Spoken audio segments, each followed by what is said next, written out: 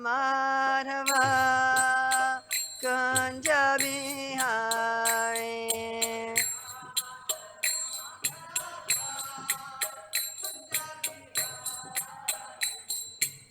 Gopi Jana Vallabha Girivardhari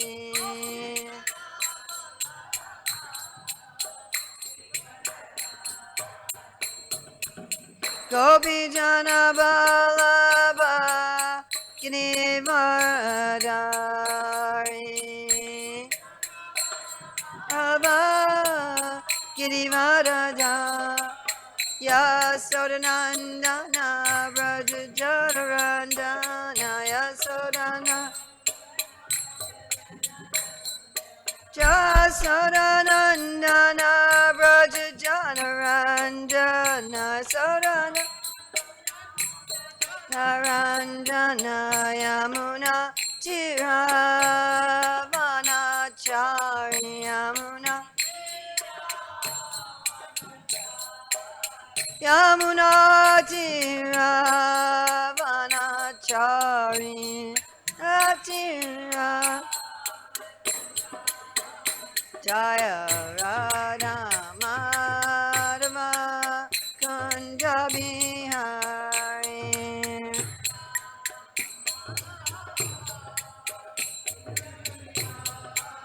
Jaya Radha Madhava Kunda Bihari Radha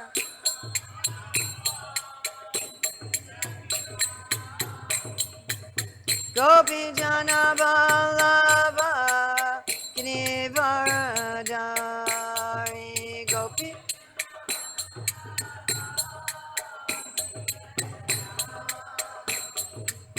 Gopi Jana Vallabha Girivardhari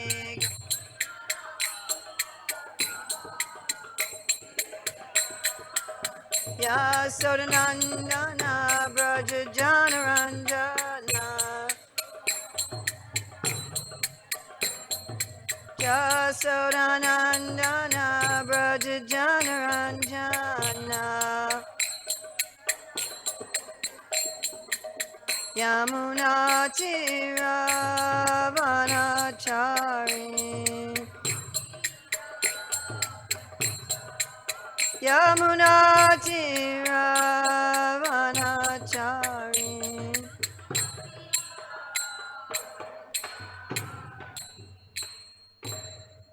Jayam Vishnupad Paramahamsa Parivrajikacharya Asatara Satyashri Srimad His Divine Grace A.C. Bhaktivedanta Swami Maharaj Prabhupada Ki Jai ISKCON Founder Acharya Srila Prabhupada Ki Jai Anantakoti Vaishnava Vrinda Ki Jai Namacharya Srila Haridas Thakur Ki Jai Prem Shikaho Shri Krishna Chaitanya Prabhu Nityananda Shri Advaita Gadadhar Shivasadi Gaur Bhaktivinoda Ki Jai Shri Shri Radha Krishna Go Gopinath Shai Mukunda Radha Kunda Giri Govardhana Ki Jai Vrindavan Dhama Ki Jai Mathura Dhama Ki Jai Navadvip Mayapur Dhama Ki Jai Jagannath Puri Dhama Ki Jai Gangamaya Jamuna Devi Ki Jai Bhakti Devi Ki Jai Tulsi Maharani Ki Jai Samaveta Bhaktivinoda Ki Jai Gaur Premanande All glories to the assembled devotees.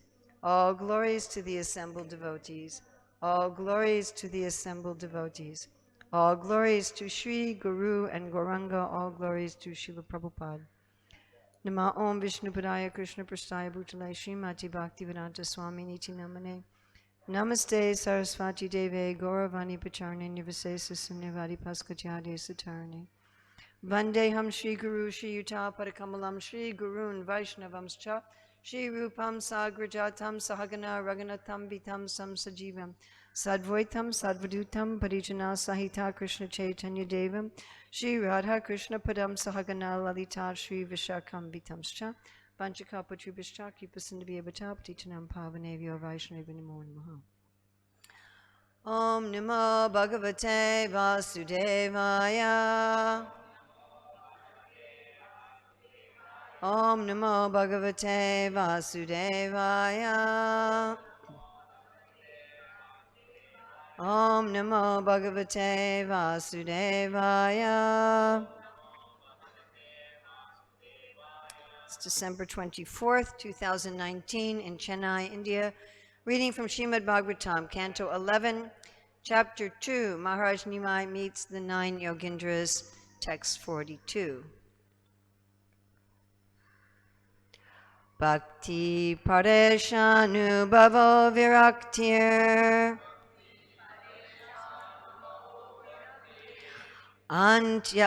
Anyatra Chaisha Trika Eka Kalaha Prapadyamanasya Yatans Natasyus Tusti Pustik Shudapayo Nughasam. Please chant.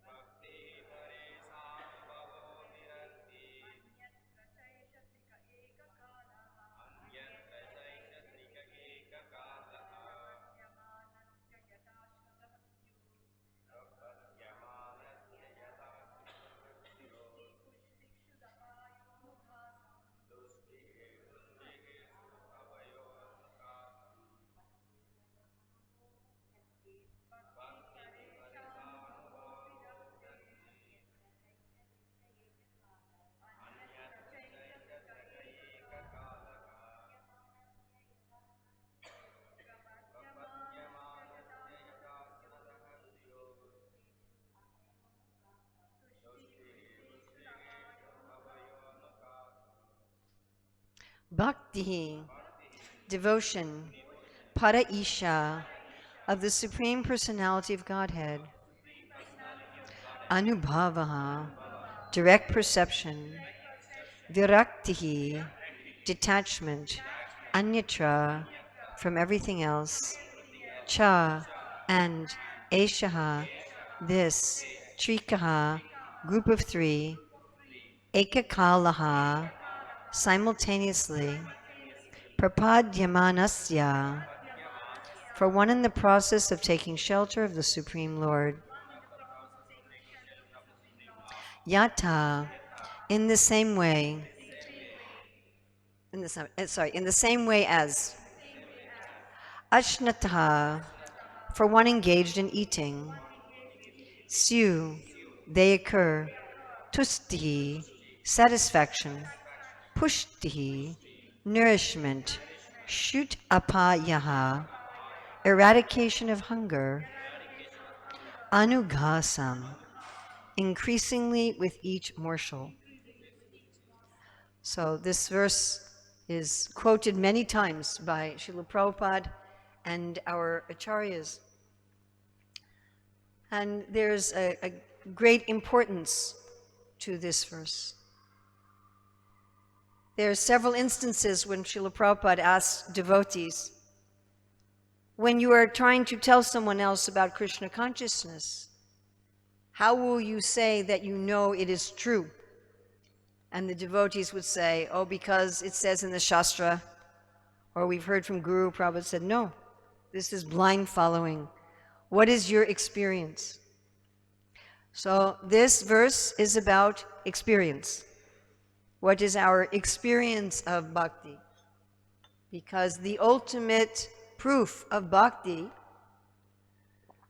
Has to be our experience. Translation. Devotion, direct experience of the Supreme Lord, and detachment from other things. These three occur simultaneously for one who has taken shelter of the Supreme Personality of Godhead, in the same way that pleasure, nourishment, and relief from hunger come simultaneously and increasingly with each bite for a person engaged in eating. This verse is also very nice because everybody eats practically. I mean, some people have some disease where they are fed with some tube. I knew one devotee like that. She had a tube to her stomach and she would have to put liquid food in a bag. She could not eat. But 99.9% of people were eating. Yes? So this is a very practical and real analogy. So who remembers the three things that happen when we take shelter of the Lord, when we surrender to the Lord? What are the three things that happen? Devotion, direct experience of the Lord, and detachment. And this is compared to when we are eating, satisfaction, nourishment, tushti, pushti, and relief of hunger. And this is also described as a gradual thing. The more you eat, the more you feel these things. Purport. Srila Jiva Goswami has explained this analogy as follows. Bhakti or devotion may be compared to tushti, satisfaction, because they both take the form of pleasure. Paresh Anubhava, experience of the Supreme Lord, and Pushti, nourishment, are analogous because both sustain one's life. Finally, Virakti, detachment, and Shud, apaya, cessation of hunger, may be compared because both free one from further hankering so that one may experience Shanti or peace. Okay, so what goes with what?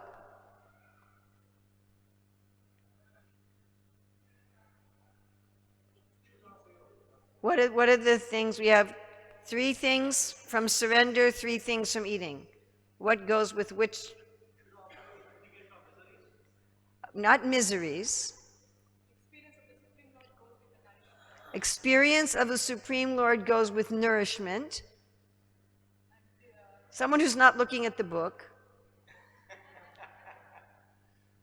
Someone from over here? Bhakti goes with satisfaction, good, and detachment goes with getting rid of hunger. Getting rid of hunger. Hunger is going away.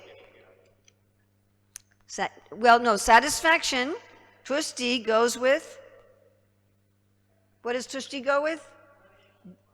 No, tushti is satisfaction. So satisfaction goes with what? Okay, this is surrender. This is eating, okay? Surrender, eating. Surrender, eating. I should draw this on the board. Surrender, eating.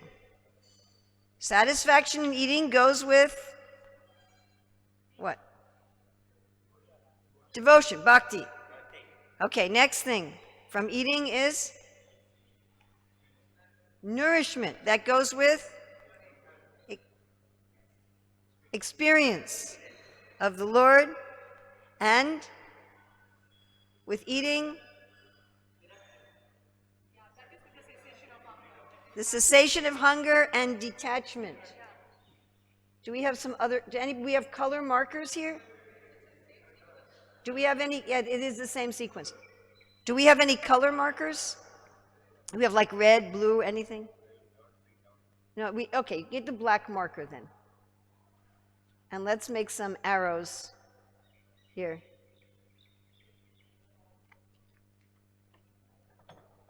Yeah. All right. So we have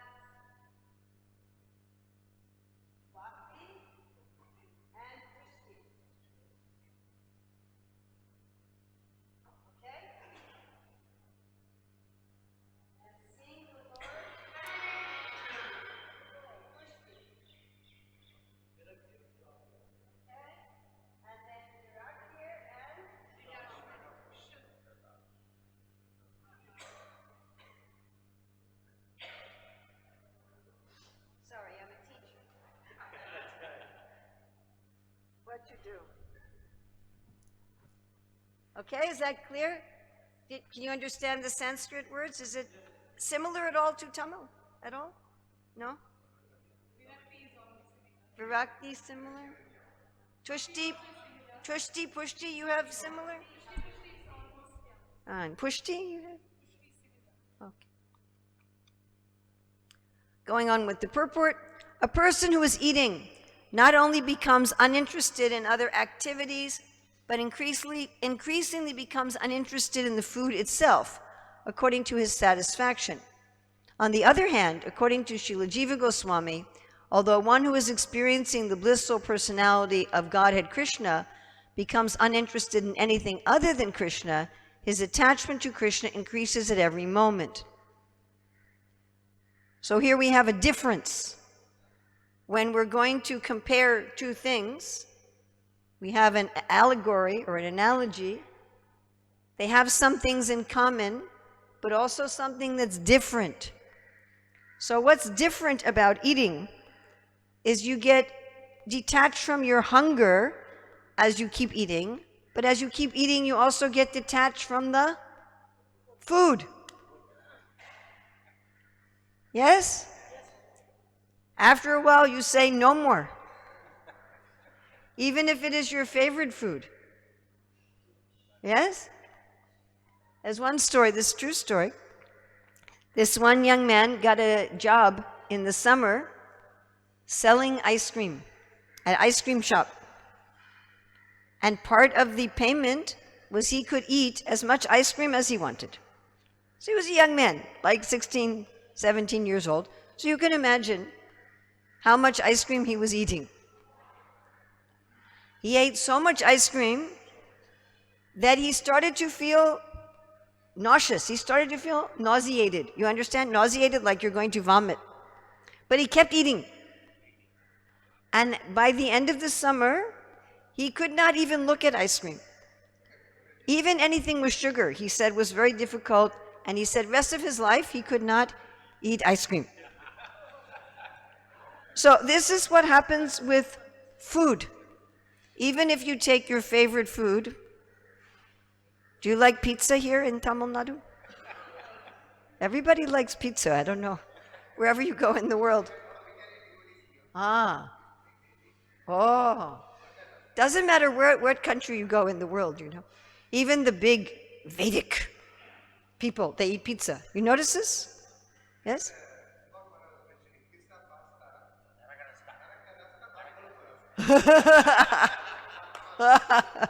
So, but if you had pizza for breakfast, pizza for lunch, pizza for dinner, pizza for breakfast, pizza for lunch, pizza for dinner, pizza for breakfast, pizza, then you'd say no more pizza. Yes? But with Krishna, you always have hunger for more. Always have hunger for more. So you get relief from material attachments, but you don't become disgusted with Krishna. So there is a reason for this. Even in eating, it is a fact that we will eat more if there's more variety. Like if you are given a meal and it's only one preparation, you cannot eat as much as if there are 3 or 4 preparations. You can experiment with this. Our bodies are programmed by the Lord to want variety. Otherwise, we will not get enough proper nutrition. If we only eat idlis, you know, we need other things also. So when there's variety, we can eat more. And Krishna is endless variety. Always new, always fresh. And therefore, we never become satiated. The English word satiated was like, enough. So we become satiated with material enjoyment, but we never become satiated with Krishna. So that is the difference between Krishna and food. Okay, going on.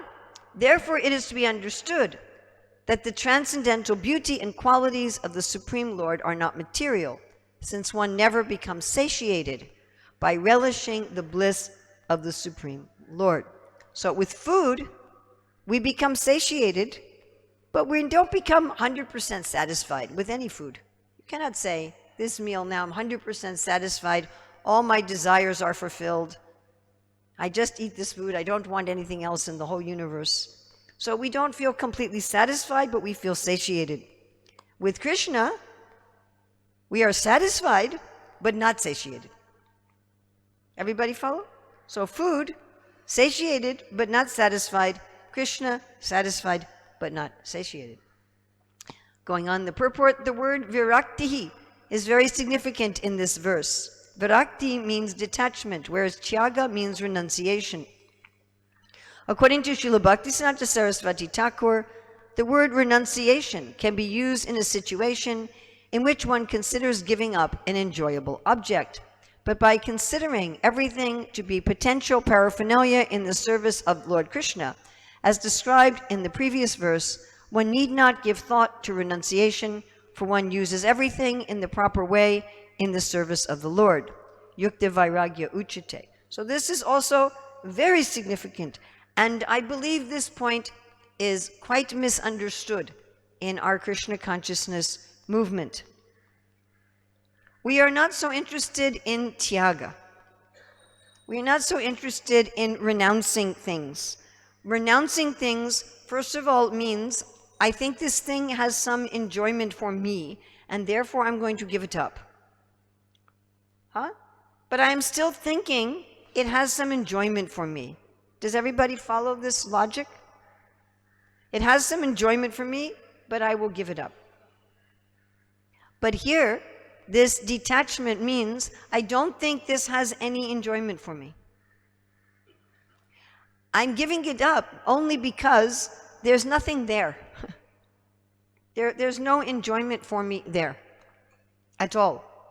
So if you have a photograph of a meal, I saw this video one time, this dog, he was trying to eat a photograph of a meal. But if I am given a photograph of a meal, there is no question of renunciation, because there's nothing enjoyable in the paper. Yeah? Yes? So when the devotee sees how everything we were reading yesterday is the body of the Lord, that there's no question of my wanting to enjoy it separately. It doesn't even make sense. Yes? And this is something of the difference between renunciation as a discipline and renunciation as a gift of the Lord that is a byproduct of bhakti. So some years ago, first I was corresponding, later I met him, this one Catholic monk, Franciscan monk, who became a secret Gaudiya Vaishnava. So, because he's a very big preacher in the Catholic community. He's written many books, speaks to 100,000 people. So he's chanting 16 rounds, following the principles, reading Prabhupada's books, but we call it in the closet. That's his own private life. So when first I had some correspondence with him, and I was asking him how he decided to become a monk. And he said, for me, celibacy is a charism, not a discipline. So what is this word charism? We have the word charisma, but I looked it up, and in Catholic theology, a charism is a gift, a divine gift of God. And I thought this is very interesting. Renunciation as a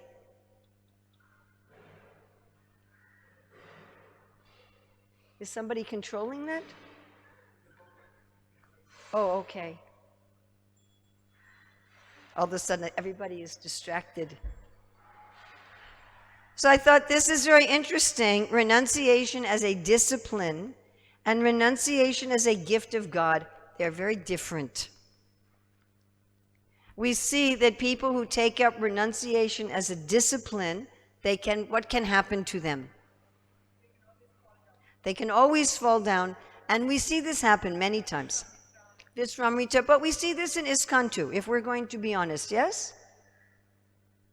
If you haven't seen it yet, just stay in the movement for a year or two, and you will hear many stories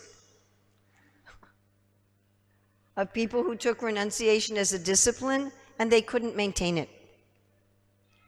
What else happens if you have renunciation just as a discipline?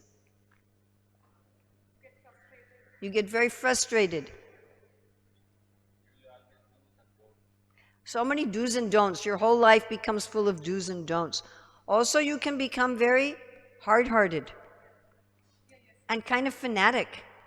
And we see people, I pretty much will guarantee you, if you see people who are very fanatic and very hard on everybody, they are also being hard on themselves because their renunciation is a discipline. They have all kinds of unfulfilled desires, and they are taking these unfulfilled desires and they are trying to push them in a box and tape them up. But these unfulfilled desires, they are like a wild animal. Yes? And this is explained in the Bhagavatam. You cannot trust a wild animal that you have captured. No? Cannot trust a wild animal. So probably most of us have not captured a wild animal. I did. At our Gurukula in Detroit, there was this mother opossum. You don't have any opossums here in India. So I don't know how to explain what is an opossum. It is a marsupial, like a kangaroo. They have their babies live in a pouch. It looks like a very big rat, but it's not a rodent at all. Different family, but looks like that. Huh? Bandi may be similar. Like it's about this big, has a long, hairless tail. Anyway, the mother opossum has like 12 babies. And she carries them on her back. So at the temple, one of the babies fell off the mother opossum's back. And the baby was crying. And the mother didn't notice because she had so many babies, she just walked away. And opossums are not very intelligent animals. So the children were begging me, "Oh, Mother Urmila, please, let us take care of this baby. Let us take care of this baby." So I did, out of sentiment or whatever. Anyway, we took care of this baby.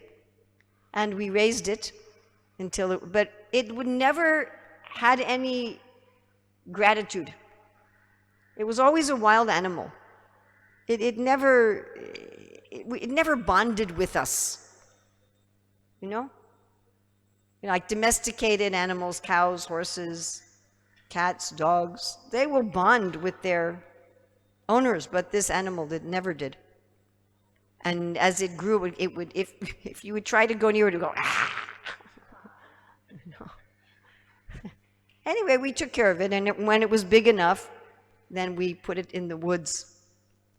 But I could see from that, you could not trust a wild animal. It's wild. Or we have same experience with very young children. So any of you who are parents, you know when your very young child, 1, 2 years old, is very, very, very quiet. So first time this happens, you are inexperienced and you think, "Oh, my child is quiet. I will fold the laundry, I will wash the dishes." And then you see why your child was so quiet. They're making a big problem someplace. They are doing some big, big problem. Yes, all those of you who are parents, we have experienced the quiet child problem. Huh? So, this is the same thing with renunciation as a discipline. You cannot trust it. You may think, "Oh, it's very quiet. All my material desires are very quiet." And you don't know what they are doing. You will come and you will find in the kitchen, they have taken the oil and they've put it all over the floor and they are dancing in it. Huh? So, renunciation as a discipline means the heart becomes hard. You become fanatic. You become very critical of other people because you're being very critical of yourself, you know. Often one becomes a hypocrite. And generally there's some kind of fall down. People become also very angry. renunciation as a discipline. And you will see, if you haven't seen, you will see, I will give you my guarantee, that you will meet people like this in our Hare Krishna movement. They are very angry. They are very critical of everybody. He did that wrong. She did that wrong. They did that wrong. You have to be very strict all the time about everything. You will meet these people, and I guarantee you, this is renunciation as a discipline. Srila Prabhupada was not like that. Not at all. Sometimes these people will even criticize Prabhupada. Oh, Prabhupada was too liberal, they'll say. But renunciation as a gift is very different. It's a very different thing. You see, material sense gratification, it has nothing in it. You just see it as empty. Huh? Prabhupada says, you see the naked form of material desires. That is Prabhupada's wording. So here we have the analogy of eating. There is one analogy I like to give for this real detachment. So I don't know if they teach this anymore, but at least when I was a child and when Prabhupada was young, we learned in school the Greek classics, the Iliad and the Odyssey. Did you study in school? Oh. So still something here in India. Prabhupada would make some reference to these stories. So in one of these stories in the Odyssey, Ulysses is told there is an island of witches called the Sirens. This is where we get the English word sirens. And they capture sailors and they eat them. And they capture them by singing. This is, again, we get this word, sirens. But if you don't hear their singing, then you cannot be captured.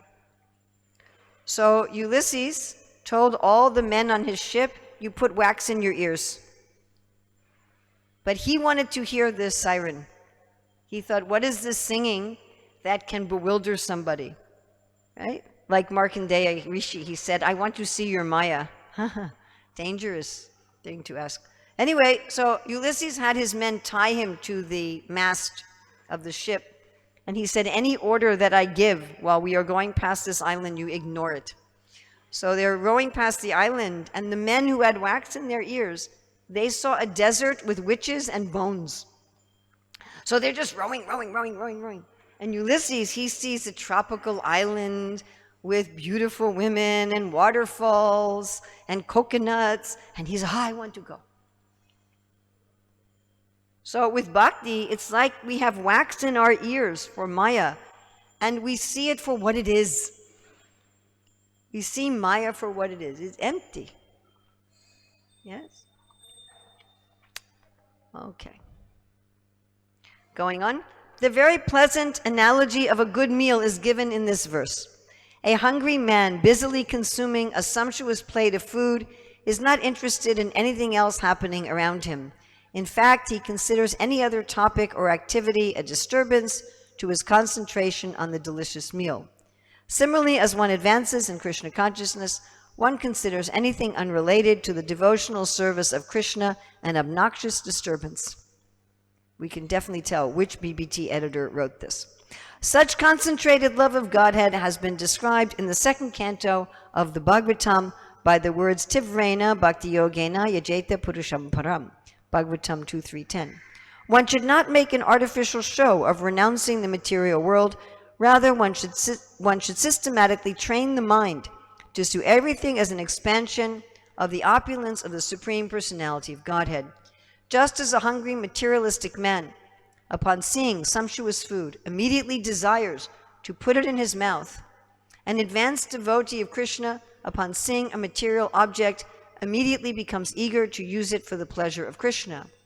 Without the spontaneous hunger to engage everything in the service of Krishna and to dive deeper and deeper into the ocean of love of Godhead, so-called realization of God or loose talk about so-called religious life is irrelevant to the actual experience of entering the kingdom of God.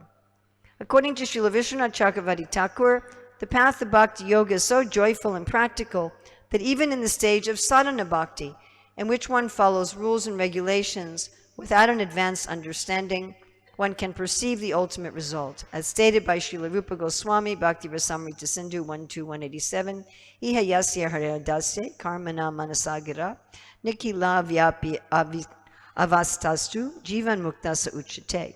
As soon as one surrenders to the Supreme Lord Krishna, prapadyana nasya, giving up all other activities, viraktir anyachacha, one is immediately to be considered a liberated soul, jivan mukta. The Supreme Lord Krishna is so merciful that when a living entity understands that the personality Krishna is the source of everything and surrenders to the Lord, Krishna personally takes charge of him and reveals to him within his heart that he is under the Lord's full protection. Thus, devotion, direct experience of the personality of Godhead, and detachment from other objects becomes manifest even in the beginning stage of Bhakti Yoga, since Bhakti Yoga begins at the point of liberation. Other processes have as their final goal salvation or liberation, but according to Bhagavad Gita 1866, Sarva Dharman Prajaja Mamekam Sharanam Braja Aham Tvam Sarva Papebhyo Mokshishami Ma Suchaha. If one surrenders to Krishna, one is immediately liberated and thus begins his career as a transcendental devotee with complete confidence in the Lord's protection. Bhakti Pare Shanu Bhavo Viraktir Anyatra Chaisha Trika Ekat Kalaha Prapadyamanasya Yatashnatas Yus Tusti Pushti Kshud Apayo Nugasam. So in the previous verses, we got some indication of what does it mean to surrender. We had the verse that talked about always meditating on the transcendental pastimes of the Lord. Right? And what was the example given? The Lord who does what? What form of the Lord, what pastime was indicated?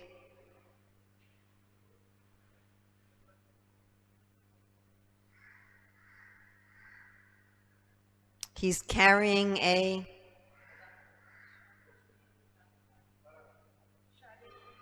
chariot wheel. Yes, the Lord carrying a chariot wheel. So there was a very specific pastime indicated. And we talked about how whatever is going on in our life that absorbs our attention, we can meditate on some corresponding activity of the Lord. If someone is acting as your enemy, you can meditate on Krishna coming to Bhishma with his chariot wheel. Or if someone is coming for your protection, you can meditate like Arjuna, and Krishna was protecting him by going with this chariot wheel. But whatever situation we are in the world, there is some equivalency. My friends came home from a trip to a festival, and they found the pipe in their house, the water pipe had broken, whole house was flooded completely. And then you can think of Govardhan Lila. What else?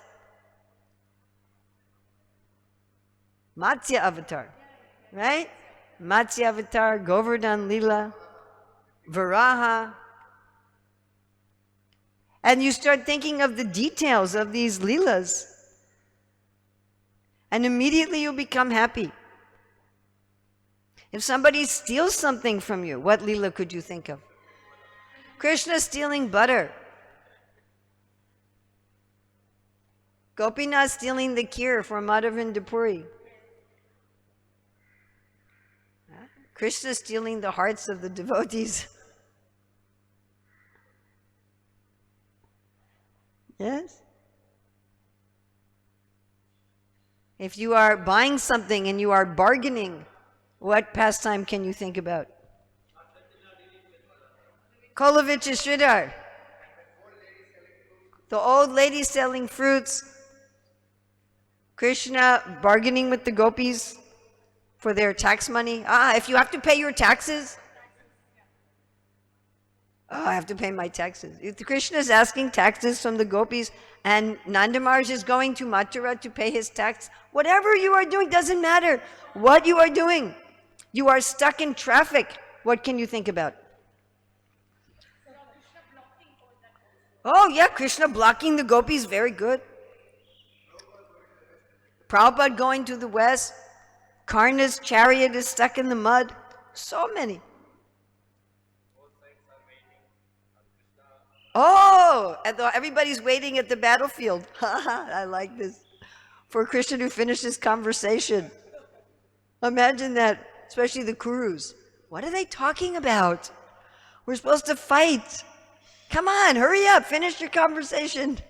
We already blew the conch shells. Huh? If the darshan is late, you can also think like that. I know here sometimes the darshan's late. Ah, yeah. You know, there's another story in Ujjwal Nilamani, Rupa Goswami tells, because many times the gopis get angry with Krishna. That's very common. They get angry with cause and without cause. Very rarely Krishna gets angry at the gopis. Very rarely. And just a little bit angry. But one time he got angry at one gopi, she was taking too long to get dressed to come. And she said, well, the problem was it was a full moon, so I wore white clothing, and then clouds went in front of the moon, so I had to go home and change to dark clothing, and so therefore I was late.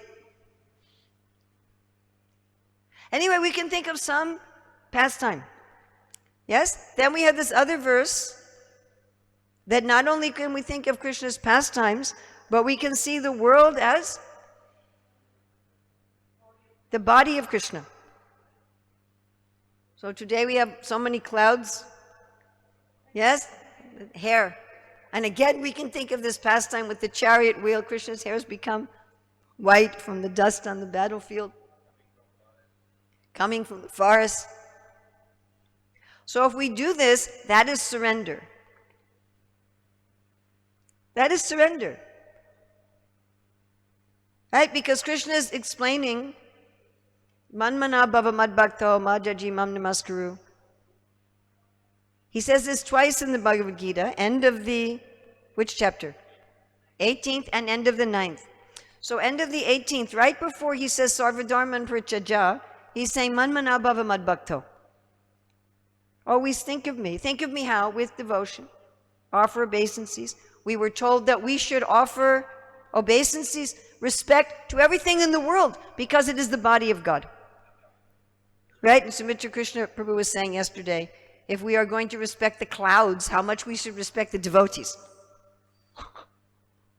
Right? There would no more Vaishnava Aparad.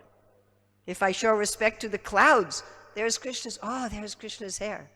Then I'm not going to be cruel with the devotees. Huh? Then what happens when we surrender? How do we know we've surrendered? People ask all the time, how do I know that Krishna is pleased? How do I know? So there's many places where there is an answer. But this verse is one of the primary. I like to also quote Bhagavad Gita 9:2. Rajavidya Rajaguyam Pavitram Idamutram Pratyaksha Dharmam Susukam Kartam Avyayam. Very similar. Very, very similar. Not always very peaceful. I know Krishna says, Shantimam, he says that you'll become peaceful, and here one has experienced peace also. But I don't know, Madhya Yasoda's not so peaceful.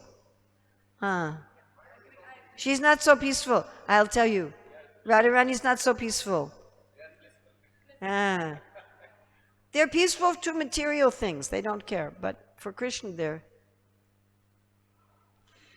a little different. Otherwise it's boring, huh? If we're just, peaceful, you know.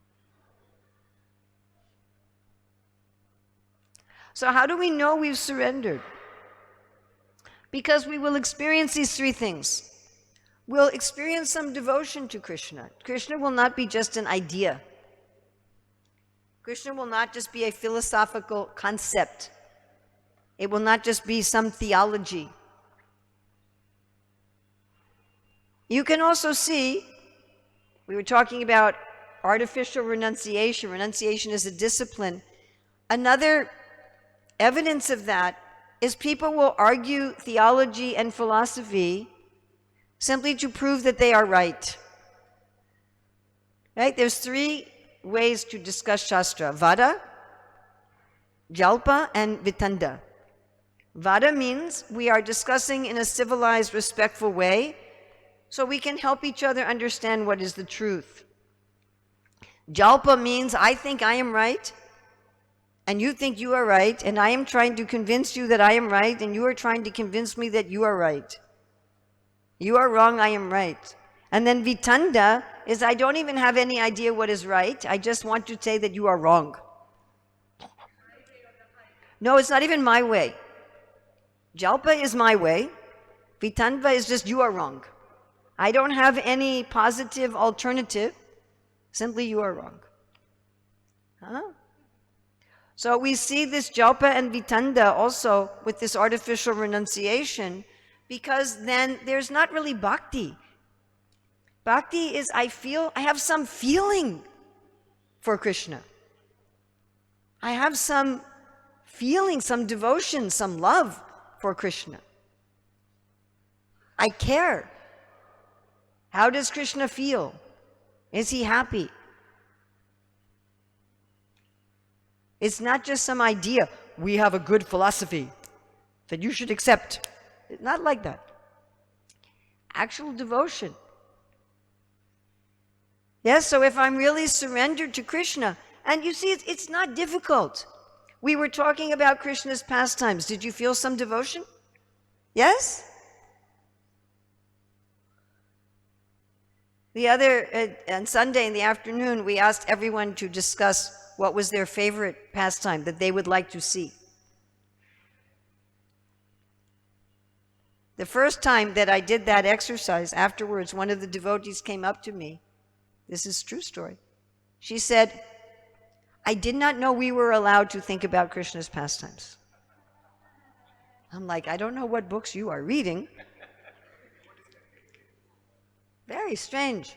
But as soon as we talk about Krishna's pastimes, or even we talk about the clouds as Krishna's hair, immediately, don't we feel some affection for Krishna? Yes? Yes. Immediately. Tusyanti cha ramanti cha. We feel immediately. Some bhakti. And then the next is this nourishment. We feel nourishment. With our bhakti, we feel satisfied. You can see, we all experience, as soon as we are talking about Krishna, we feel satisfied.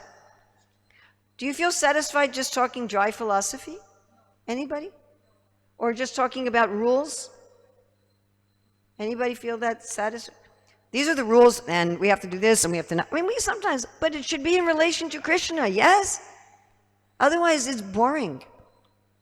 I have been to management meetings in ISKCON where people are just talking about rules, and they are sleeping, actually sleeping. You will go to these meetings and people are like this. You know? Seriously.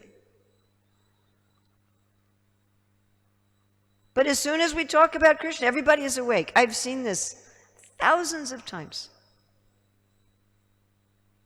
People are satisfied, but again, not satiated. They can go on and on and on. We're talking about pastimes of Krishna. Then nobody wants to eat and sleep even. Like Parikit, yes. But not only satisfied, one feels nourished. One feels actually nourished. And this is amazing. Please pay attention. This is amazing. Here we have Paresh Anubhavo. So Anubhava is one of the 5 parts of rasa. Anubhava is where you are doing something intentional for Krishna. You are bringing Krishna flowers, right? What is this devotee doing? Ah, look at that. He just brought Krishna flowers. What kind of flowers are those? What kind of flowers are those? Like a marigold flower, okay. So we are doing something. We are bringing Krishna flowers. We are cleaning. We are cooking. We are telling people about Krishna. But here, the translation is that one directly experiences the Lord. So as soon as we surrender to Krishna, we should have some direct experience that should feel nourishing. We can tell when we're nourished, isn't it? By eating, you can feel like that, yes? Even with drinking water, you can feel when your body is hydrated. There's this feeling you get. Yes, if you've drunk enough water, your body, I don't know, there's a certain sensation in the body that you feel, oh, my body is hydrated. And the same with being nourished. One of the most amazing meals I had many years ago was in Mayapur, where at the boys' Gurukul school, they had made a feast by all local food, all cooked by Ayurvedic recipes. And they were serving the food by Ayurvedic principles. So they served us one preparation at a time, but the order in which they served it was all by Ayurveda. And at the end of this meal, I felt very light. Like sometimes after a big meal, you feel heavy and sleepy. I felt very light, and I felt very nourished. I felt energized. I felt like I had just, plugged my battery into the charger or something. I felt nourished. So when we surrender to Krishna, we not only feel satisfied and happy, but we feel nourished. We feel that we're getting our needs met. We feel that we're full. In the Bible, David says, my cup is flowing over. But this is a direct experience. In 9.2, Krishna says, Pratyaksha. It's a direct experience. Please do not think direct experiences are only for the Mahabhagavat. Here it's saying in the purport by our acharyas, Vishwanath Chakravarti Thakur, Jiva Goswami, Bhakti Siddhanta Saraswati, this experience is even for those in sadhana bhakti. We have seen people 1 day, 2 days connection with ISKCON, or sometimes 5 minutes, they have a direct experience. We've seen this. We've seen it practically. If we are not getting any direct experience, my dear friends, we are doing something wrong. Yeah. And the last one here is detachment. And this is exactly like you get detached from our hunger. So if we have been not eating for some time, just like in 2 days there will be an eclipse, and here we will be fasting. So when people eat, they will be hungry. Yes? But as we eat, the hunger goes away. And it goes away naturally. You don't have to make any separate effort to make the hunger go away. You don't have to say, I am going to make my hunger go away. When you are fasting, you have to do this. Yes? When you are fasting, you have to make some mental effort to make the hunger go away, isn't it? Yes? We all have experience. We're fasting. Stomach goes.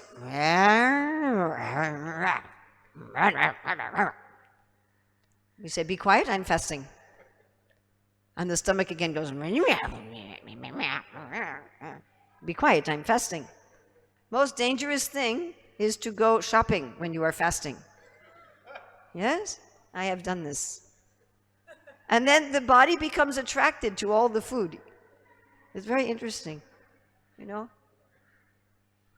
And in America, in the big grocery stores, they also have bakeries with cakes and things. Of course, they're all made with eggs. And so normally you're shopping, you don't even see it.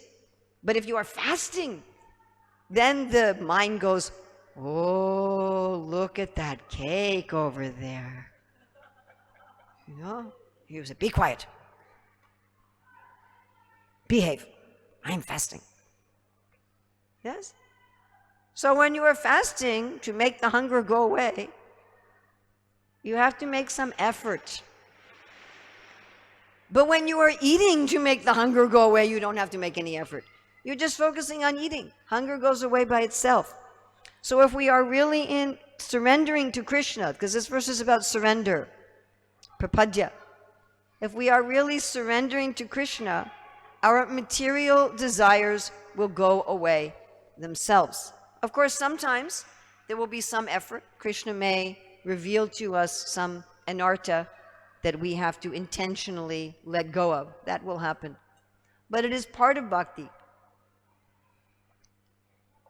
Ravindra Sarup Prabhu talks about when he first tried chanting Hare Krishna. He didn't know what was this chanting. He didn't know anything of the philosophy. He was just trying. Interesting. And he said he lost his desire to smoke. He found he just couldn't smoke anymore. It wasn't interesting. And so he stopped chanting. For a while, then later he became a devotee. But he stopped chanting for a while because he said he was thinking, this mantra I'm chanting is very powerful. I should understand it first before I am chanting it. And this Franciscan monk I was telling you about, when he started chanting, his experience was that different things he had struggled with for years as a Catholic monk, they went away within a week or two in chanting. And I think we have also had this experience that naturally in bhakti, other things become not interesting. So we should surrender to Krishna, which means that we absorb ourselves in Krishna's name, form, qualities, and pastimes, both in the transcendental abode and the universe as the body of God. And when we do that, we will feel devotion for Krishna. Just like when you eat, there's some happiness. The taste of the food in your tongue, the texture of the food, the feeling of the food in your belly is satisfying.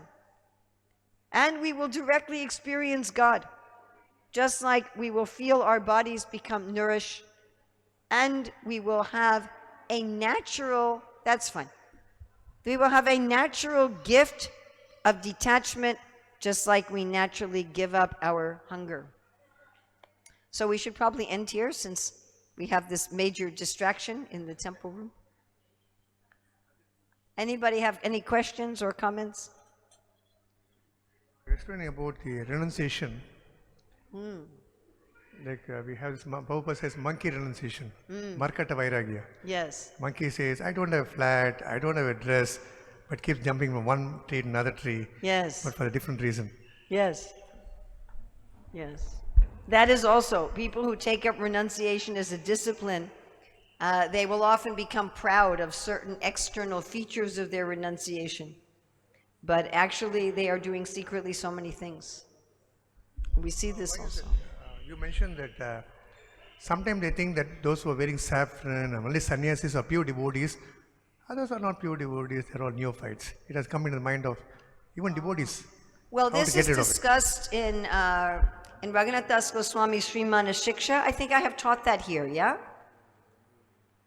Yes, and we have the book. Maybe there's still some copies available in the bookstore. So this is very nicely explained in the 6th verse, where Raghunath Das Goswami says that one should not bathe in the urine of a donkey, which will simply burn you. And Bhaktivinoda gives, everybody likes that verse. It's everybody's favorite verse, especially the men and the young boys, they like that. Ow, the donkey urine. But I found if I wanted to sell many books, I just teach that verse. Everybody wants to buy it. But Bhaktivinoda, when he's describing different ways of bathing in donkey urine, one of them is to think that external renunciation, being a brahmachari, sannyasi, vanaprastha, and being advanced in bhakti are the same. So this means when we are thinking those who are brahmacharis, vanaprasthas, sannyasis, they are the most advanced devotees, just because they are in a renounced order. And it is also the problem of people taking up the renounced order to get respect as an advanced devotee. And we see in many temples, people artificially forcing themselves to stay in the brahmachari ashram until they are 35, 40, 45. And I've talked to many of these people. You know, they get to be 40, 45. They said, I shouldn't be here. I should be married. But now I'm already 43. you know. Yeah, it is very common. Very common. And people, who take sannyas and then secretly they are doing this or that. So this is a bath in donkey urine. Bhakti is not dependent on any of these things. Any of these things. So I know of very advanced devotees in our movement that are married with children and a job. Or people think, oh, if you are working at a job. So Bhaktivinoda had a job. Prabhupada had a business. Prabhupada had a business, Bhaktivinoda had a job. You can be a pure prema bhakta. Bhaktivinoda had what, 10 children? You can have 10 children and a job and a house and be a pure devotee, and you can be some sannyasi and be rascal. It's not, these things are not equivalent. Whether you're a grahastha, sannyasi is simply, or brahmachari, or whatever, is simply what is best for you at that time on a practical level. It's just like whether you are cooking or not cooking. Some people, they should not cook. You know this? Some people, you should not allow them to cook. They're terrible cooks. They can do something else. Actually, I know one devotee couple. They are some of the best preachers in the whole world as far as preaching to a wide demographic of people. So many places you go in the world, they're only preaching to people of Indian backgrounds, even though they're in America or something like that. But this couple, you see their programs, everybody. There's Indians, and Indians from all over India. Some places you go in the West, like you go in some temples, they're only preaching to Bengalis. Even they're not preaching to Gujaratis or Tamil, just one demographic. So anyway, this couple, they're preaching wide range. People from all over India, all over different Western countries, old, young, married, single, men, women, everybody. So they run a very, very successful program. And the woman is a very successful businesswoman. They run a restaurant, a Govinda's restaurant, and preaching programs. But she also has a successful business, and she donated $500,000 to the TOVP from her business.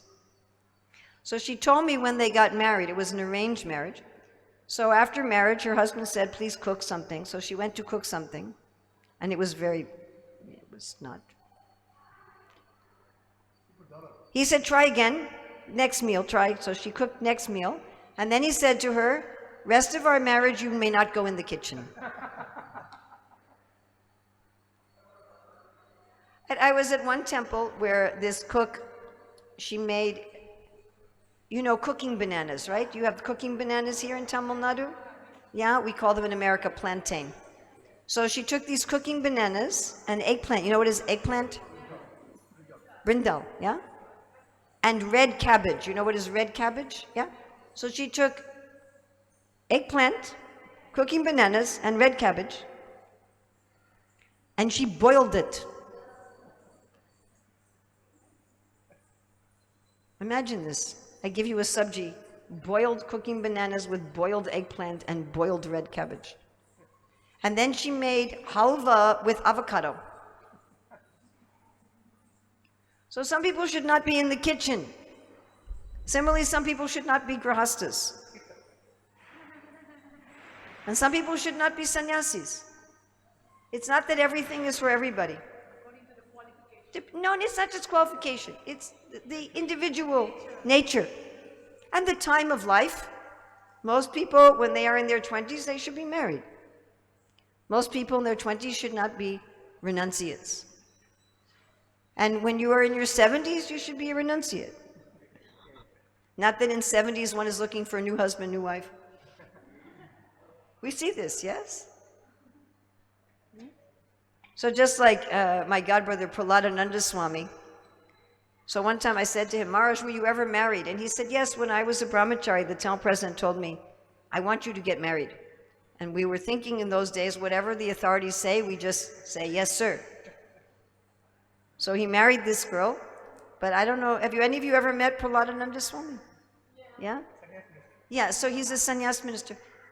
I think he's read Bhagavad Gita 160 times or 200 times or something like that. Bhagavatam, like, I don't know, 50, 60 times.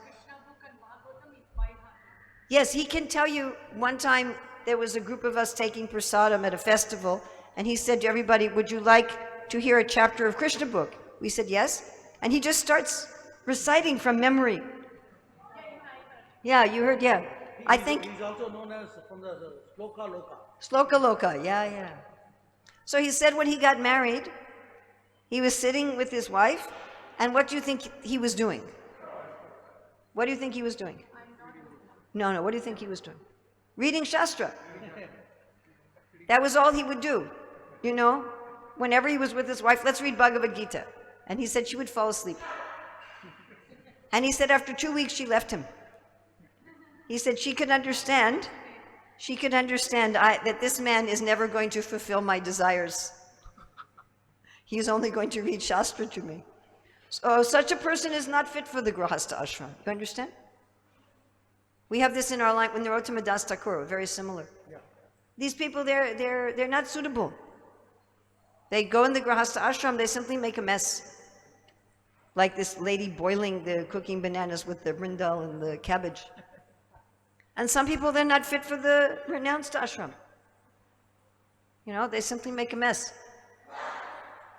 When he joined, there were no books. Prahlad Maharaj. So for 6 months, they were reading this shloka, I'm not this body. He was telling you that, huh? Yeah. So whether somebody is in brahmachari, grahastha, vanaprastha, sannyas, this is a matter of individual thing. It does not have nothing to do with bhakti. It's not a bhakti thing. Did you have something you wanted to say? Okay. We were talking about renunciation as by nature, like Vasudeve Bhagavati Bhakti Yoga Prayojita Janayati Ashuvairagyam. On the contrary, on the sixth surrender, we talk about Anukulyasya Sankalpa Pratikulyasya Varjana, which means it seems to be a matter of discipline. How do we reconcile that? No, it's natural. It's natural.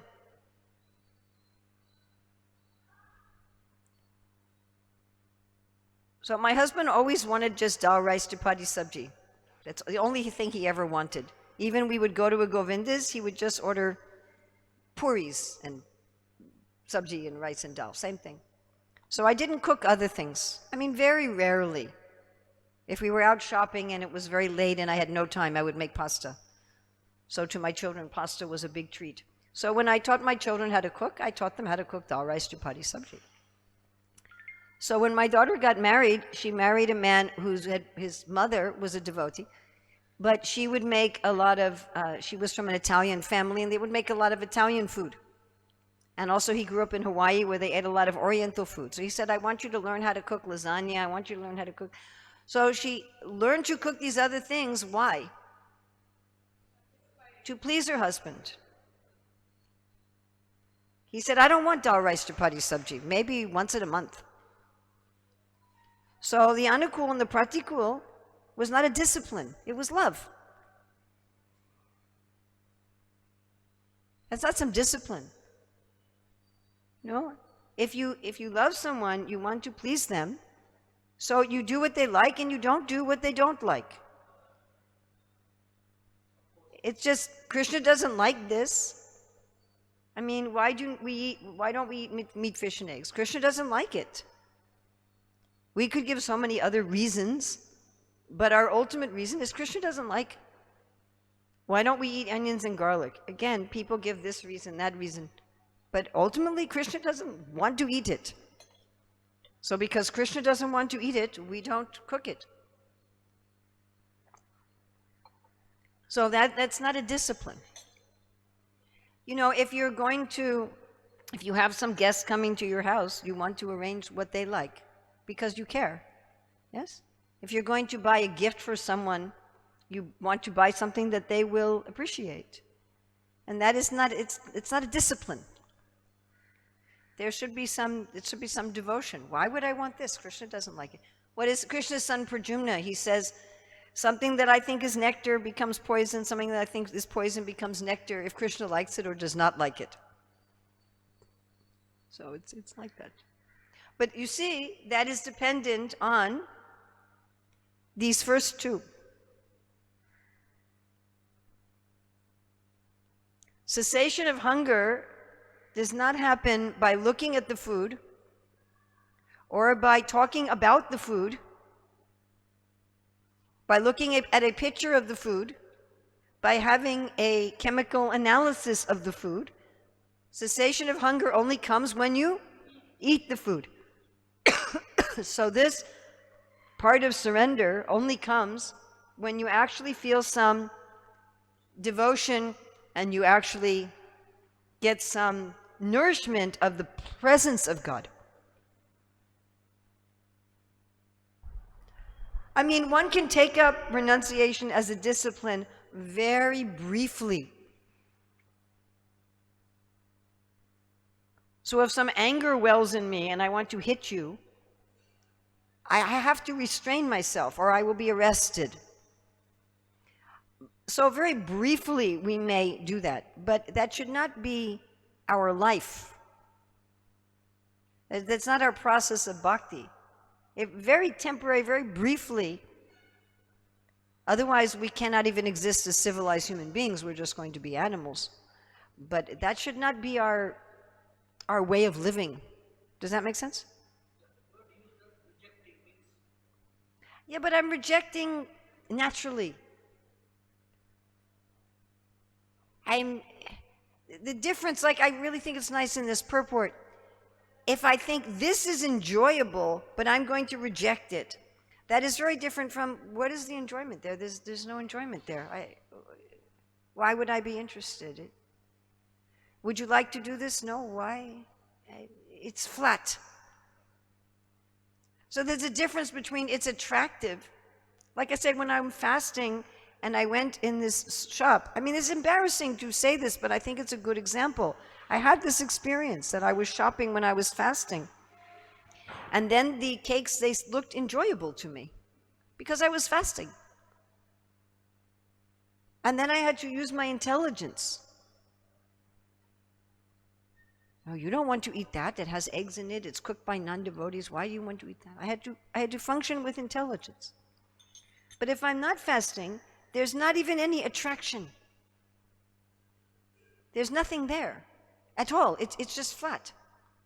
I mean, I see that there's cakes. Yes, there's cakes. But they don't appear to me as enjoyable objects. And so rejecting them is not, there's no discipline involved with rejecting them. There's no effort to reject them. It's just natural. Yeah? Yes? But we reject newspaper, like Prajalpa, the sixth thing which net of instruction. All right, but rejecting Prajalpa again should be because I have many other things to talk about and the Prajalpa is not attractive. Initially, Prajalpa. Then you have to dive into bhakti. And also this is gradual. It's explained here, increasingly with each bite. So we will find that as we progress in bhakti, this becomes more and more real to us. But I will say also that sometimes as we progress, there may have been something that we were repressing.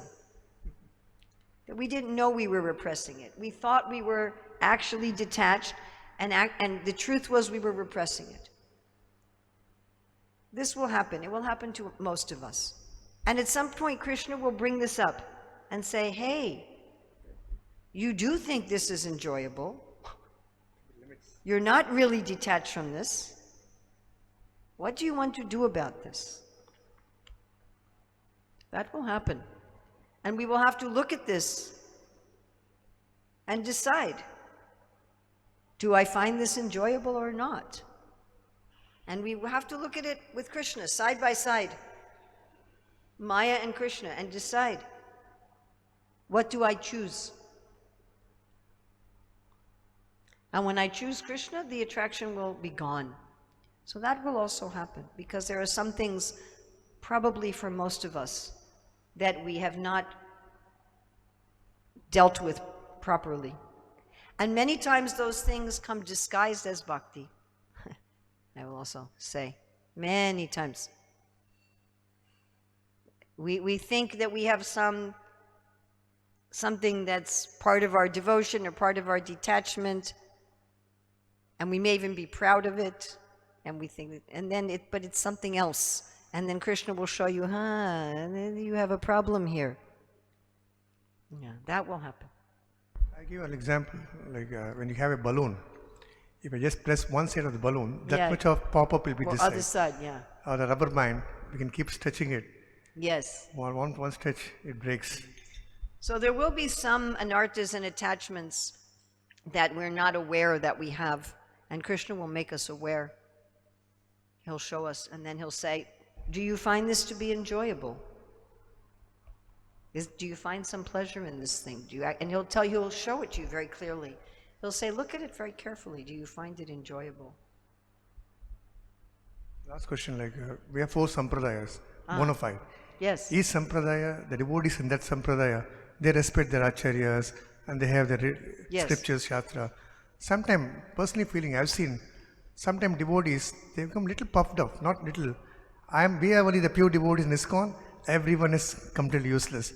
And that's creating a lot of things from other sampradayas. Recently we had some devotee who told something about other sampradaya. Now they're pointing out, you are not the proper sampradaya. I think devotees, we should feel that there are also devotees in other.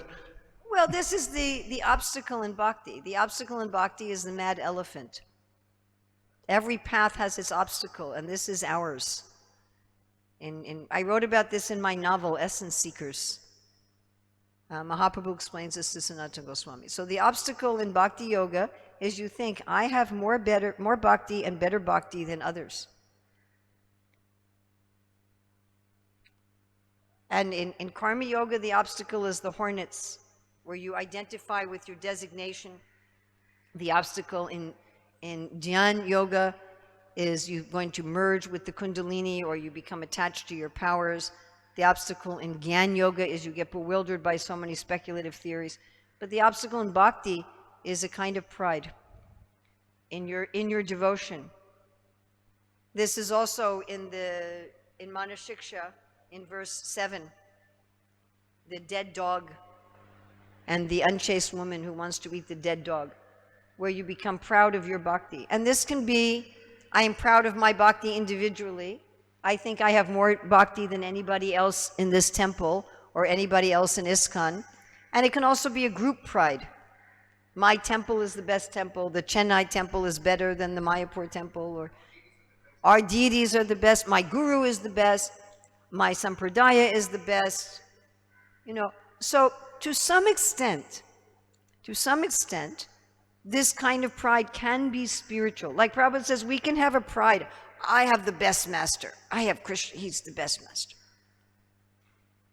But if it denigrates others, then that is a problem. I mean, you want that every wife thinks her husband is the best man on the planet. This is desirable.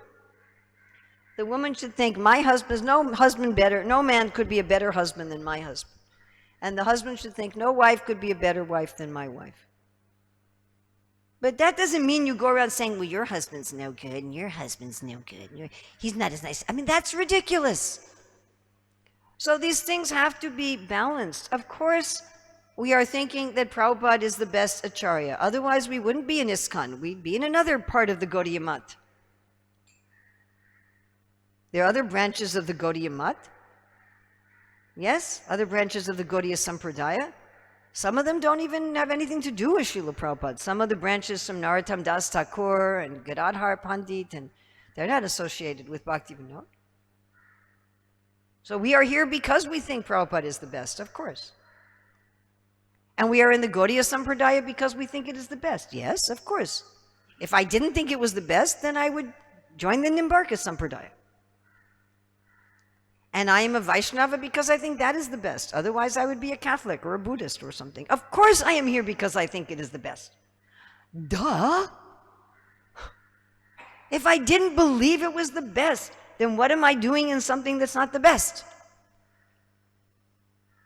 But if I think that means that actually, objectively, it is the best, there is a big problem.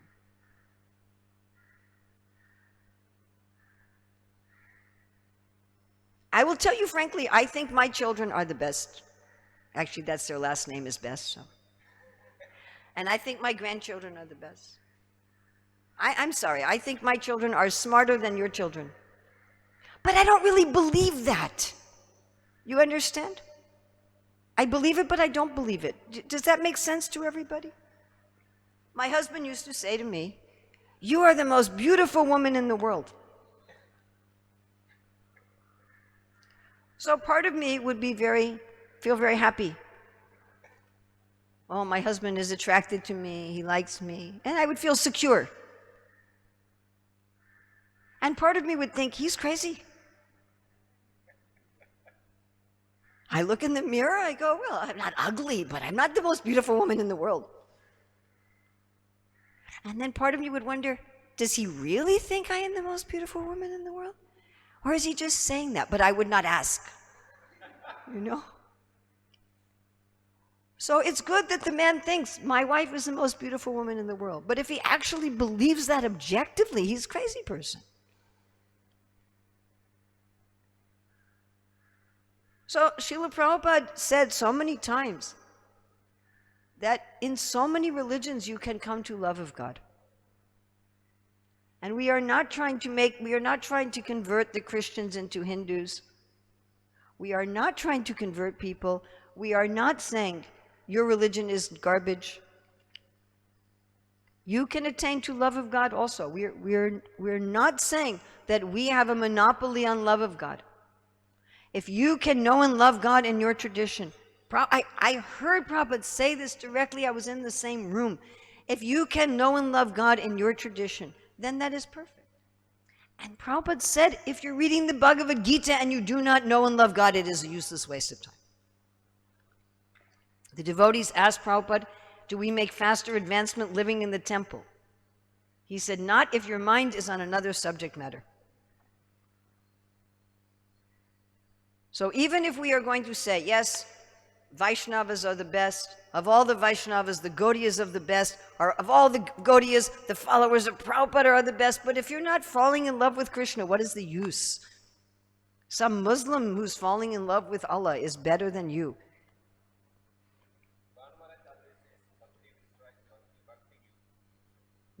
Yes. So, yes, for ourselves, we should feel this is the best. Otherwise, why are we here? Then we are fools. Yes? Make sense? If I thought Sri Vaishnavism was better, then I should go there. If I think Islam's better, I should go there. We should not put them down. But we should also understand, not put them down. Beyond that. Bhaktivinoda said we should have deep, unprecedented love. Oh! Here is another worshiper of my Lord. Here is another worshiper in my Lord. I don't want to worship that way. It's not my taste.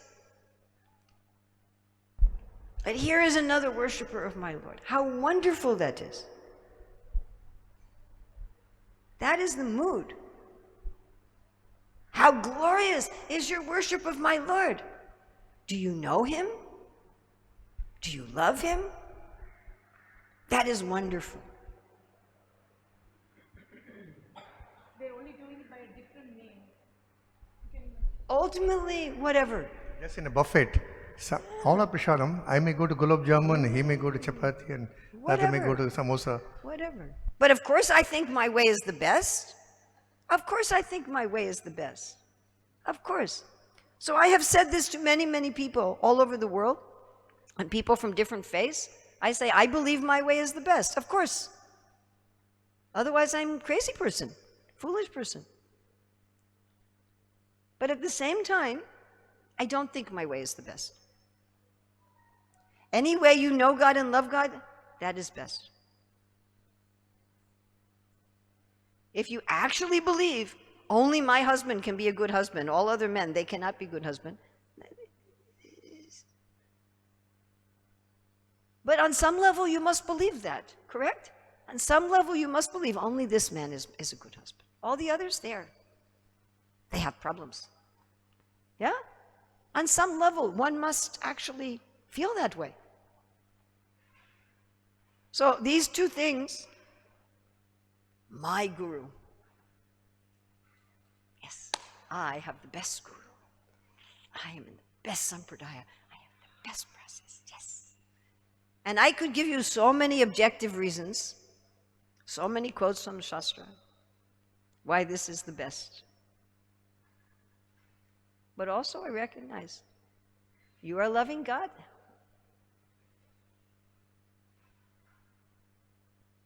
I don't care if you're loving God this way, that way, the other. What does it matter? It's irrelevant. Yeah? So we should stop here. In the GBC college, Gopal Shumara was asking, he was talking about ego, because he said the ego is the main problem. He asked one brahmachari, what is the weight? He said, I'm 85 kilos. Then your head weight must be 200 kilos. So that's the problem. He said, you'll topple down. Ego. Yes. Okay, thank you very much. Srila Prabhupada ki jai. So tomorrow I'm giving class elsewhere, but then